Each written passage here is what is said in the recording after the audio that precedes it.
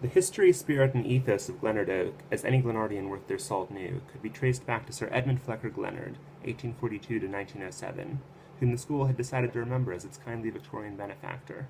The official party line stated that Glehnard had donated the money for the original building out of a devoted interest in the social improvement of the disadvantaged.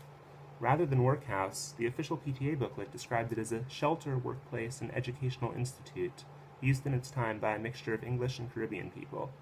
According to the PTA booklet, the founder of Glehnard Oak was an educational philanthropist. But then, according to the PTA booklet, post-class aberration consideration period was a suitable replacement for the word detention.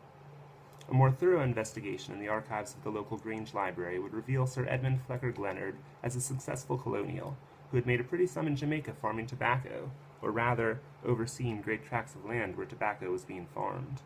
At the end of 20 years of this, having acquired far more money than was necessary, Sir Edmund sat back in his impressive leather armchair and asked himself if there were not something he could do, something to send him into his dotage cushioned by a feeling of goodwill and worthiness, something for the people, the ones he could see from his window, out there in the field.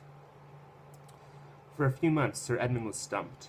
Then one Sunday, while taking a leisurely late afternoon stroll through Kingston, he heard a familiar sound that struck him differently.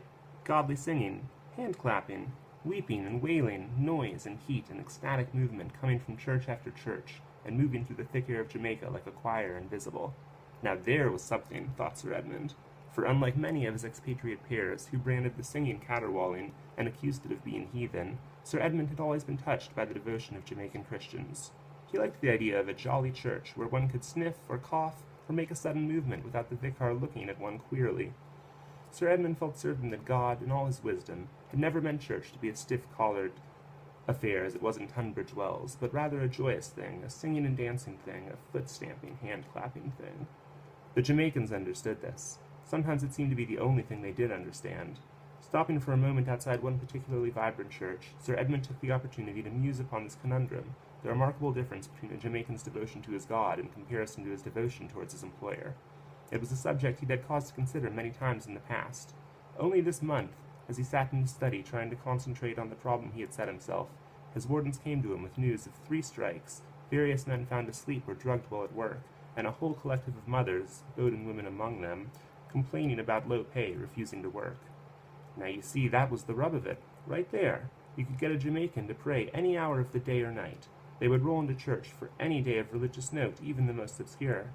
But if you took your eye off them for 1 minute in the tobacco field, then work ground to a halt. When they worshipped, they were full of energy, moving like jumping beans, bawling in the aisles. Yet when they worked, they were sullen and uncooperative. The question so puzzled him, he had written a letter on the subject to the Gleaner earlier in the year, inviting correspondence, but received no satisfactory replies. The more Sir Edmund thought about it, the more it became clear to him that the situation was quite the opposite in England. One was impressed by the Jamaican's faith, but despairing of his work ethic and education. Vice versa, one admired the Englishman's work ethic and education, but despaired of his poorly kept faith. And now, as Sir Edmund turned to go back to his estate, he realized that he was in a position to influence the situation. Nay, more than that, to transform it.